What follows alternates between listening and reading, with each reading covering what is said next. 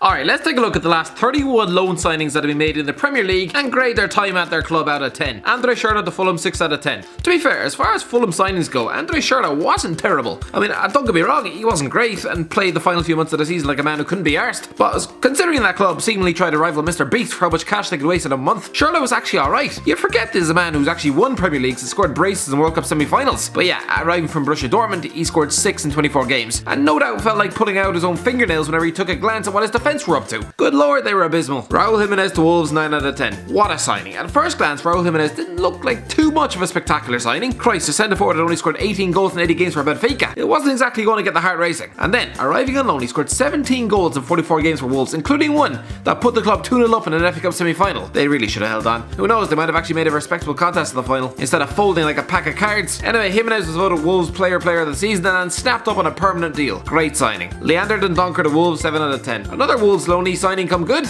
Arriving on loan from Anderlecht, the Belgian made 26 appearances in the heart of Wolves midfield, scored 2 goals, and yeah, played really well. But yeah, let's just forget about the fact that he seemingly chucked his brain in the bin for 2 minutes when conceding that last minute penalty in the FA Cup semi-final. For that alone, the lad gets docked a point. Danny Ings to Southampton, 7 out of 10. While the rest of the Southampton team are pretty hopeless, Danny Ings is one of the few good ones. You could say it was a risk when Southampton dragged him in on loan for Liverpool last season, considering he played less than 10 games in 2 years of football. The man could have been as rusty as a nun's lady flower, but no, he scored 8 goals in 25 games to seal a permanent move. Listen, it wasn't exactly a season that was going to set the world alight, but still, had he not scored those, the club could well be playing Championship football. At least then they wouldn't be letting in 9 goals a game. Salomon Rondon to Newcastle, 8 out of 10. It seemed to take forever for this deal to actually materialise, but yeah, in August 2018, Rafa Benitez got his way and dragged in Salomon Rondon from West Brom, in exchange for Dwight Gale, a fellow who scores bucket loads in the Championship, but who looks like a frightened church mouse in front of goal in the top flight. Really not sure why. Anyway, Rondon scored 12 goals last season, was named the club's player of the season, becoming the first forward to win that award since 2003. No prizes for guessing who that was. I'll give you a hint, it wasn't Shola Amiobi. Victor CAMARASA to Cardiff, 6 out of 10. Listen, I know he got relegated, but I don't actually think Victor CAMARASA was too bad for Cardiff last season.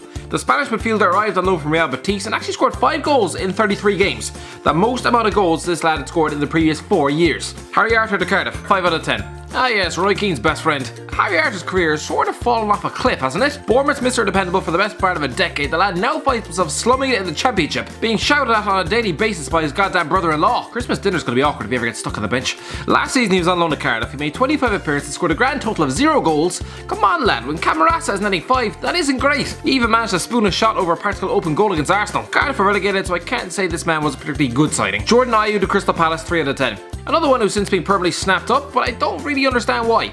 I mean, since the transfer, Jordan Ayew has already scored 4 goals for Palace this season, but I'm still just confused at how he managed to pass his audition. As a forward, is scoring 1 league goal in 20 odd games for Palace last season really acceptable? Has the bar been raised so low by their interminable string of striking dross in recent years that 2 goals in 25 games in all competitions is actually deemed good enough and worthy of a permanent signature? Good lord. Andre Gomes to Everton, 8 out of 10. This man could have been anything. I think Everton knew that he was a risk, considering he'd spent 2 years warming the bench at Barcelona. You know, considering they only dipped their toes into the deal with a loan before tying him up permanently this summer once he proved he was good. While on loan, he did well. He made close to 30 appearances, ran the game at Anfield in the Merseyside derby, which counted for nothing though when his goalkeeper decided to ruin the day for everyone. England number 1, everybody. Mateo Kovacic to Chelsea, 6 out of 10. Here's the thing, if we're judging Mateo Kovacic on his performances under Frank Lampard, since he was snapped up for 40 million quid on a permanent basis, I'd be talking about this man when the scores of 8 or 9. He's been brilliant this season. But no, it's about how he played last season, where lads, he'd be lucky to get a 7. Drafted him from Real Madrid. He was 100% absolutely ordinary under Mauricio Sarri. The lad is lucky the transfer ban was opposed, or he'd probably been sentenced to another season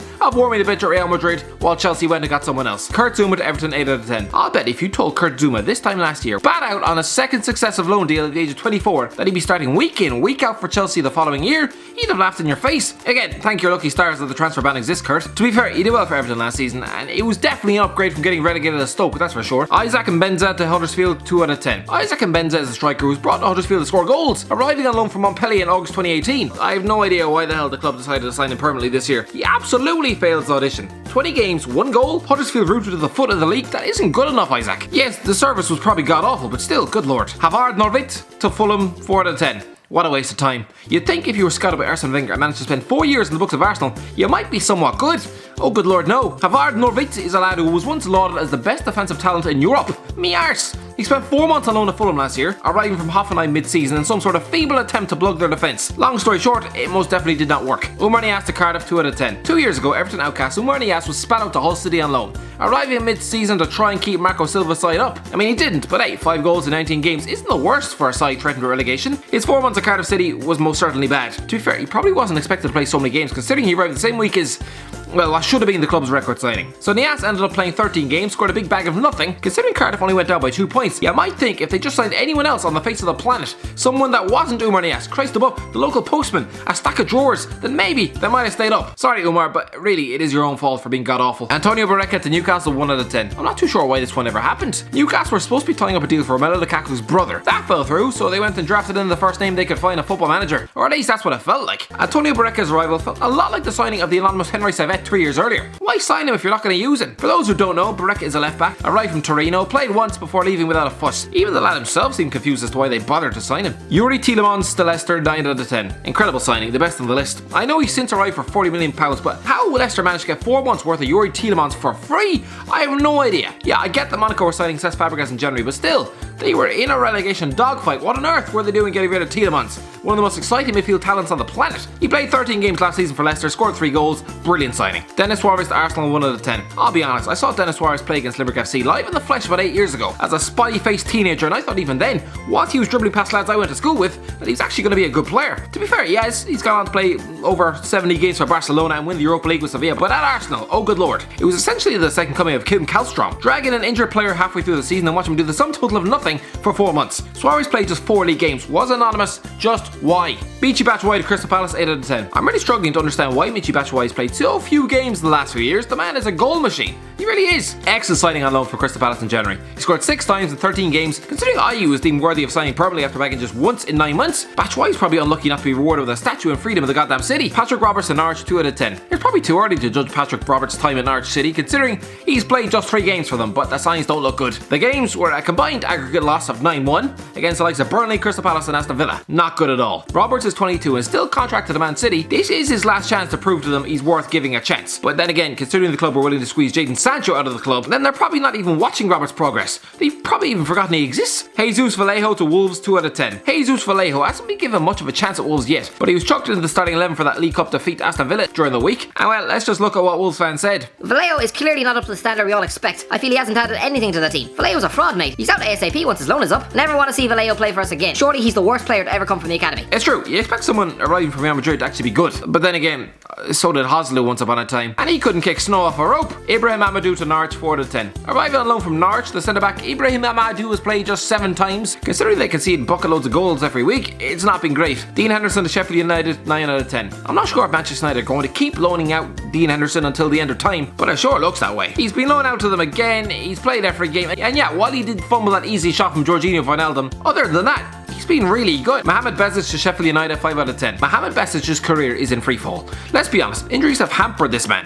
I remember when he was the next big thing for Everton. He's currently 27 and struggling to make the bench on loan at Bramall Lane. Dani Ceballos to Arsenal, 6 out of 10. Arsenal have a habit of going overboard about exciting young talents. Remember when Granit Xhaka was the heir to Patrick Vieira? When Lucas Torreira was a future Ballon d'Or winner? Nowadays, it's all about Dani Ceballos. Christ above, after his debut against Burnley where he picked up 2 assists, Arsenal fans were no doubt having silent tugs in the shower. Relax lads, alright? He's probably not even going to stay long term. But yeah, so far he's been a damn sight better than Denis Suarez, that's for sure. Scott Carson to Man City, 2 out of 10. Good old Scott Carson. Have you got sick of Derby County finding a way to screw up promotion each and every year? He's now signed up for a year picking his teeth in the stands. He's 34 and 3rd choice goalie at Man City. This is essentially his gap year from football. He must look like a lost child in Tesco's wheeled out for training against some of the world's biggest talents. This man is used to playing behind the back four consisting of Richard Kill. Like what is going on? Harry Wilson to Bournemouth, 7 out of 10. It's actually been a pretty good start to life for Harry Wilson at Bournemouth. Spat out for yet another loan spell away from Anfield. This is his first one in the Premier League and you have to think it's his final audition for Jurgen Klopp. Well, the winger's already scored 3 goals for Bournemouth, including a stunning free kick against Man City. I've now taken him out of my fantasy league team for Christian Pulisic, so you just know he's going to smash home another one this weekend, while Pulisic remains stuck to the bench. Djibril Sidibe to Everton, 5 out of 10. This man is competition for Seamus Coleman. You'd forget he was once a Champions League semi-finalist with Monaco. Anyway, he's only started 2 games. One was a 2-0 win over West Ham, which was good. The other was a 3-2 defeat to Brighton, which was not. The jury is out. Victor Camarasa to Crystal Palace, 5 out of 10. Yeah, Victor Camarasa sneaks back in here again. Honestly, it seems like Real Betis are just going to loan out this man for the rest of his contract. He's going to have to hope he doesn't get relegated again. Danny Drinkwater to Burnley, 3 out of 10. I know it's early days, but arguably one of the most disappointing loan signings yet. This is a former Premier League champion and England international with both Man United and Chelsea on his CV, and yet here he is. He's not even 30 yet, and he's struggling to make the team at Burnley, and spending his free time getting beaten up outside nightclubs. Come on, Dani. What has happened to your career? Jetro Willems to Newcastle, 7 out of 10. It's been a pretty strong start to life for Jetro Willems at Newcastle since arriving from Eintracht Frankfurt. Despite his farcical opening day substitution against Arsenal when Steve Bruce seemingly didn't even give him a position when he waddled onto the pitch, he's done alright. He smashed home a cracking goal in the top corner of the net at Anfield, set up Matty Longstaff's winner against Man United. I mean, he's a left back. He's done pretty well going forward. Aaron Moy to Brighton, 7 out of 10. Again, another strong start for Aaron Moy, having swapped Huddersfield for Brighton in the summer. He's looked pretty calm and composed in midfield, adapting well to Graham Potter's fluid style of play. Giovanni Lo Celso to Tottenham, 2 out of 10. A big fuss about nothing. Arriving on loan from Real Betis, injuries have stopped this man from starting a single game for Spurs so far. I mean, he might come good, but nah, it's not looking good.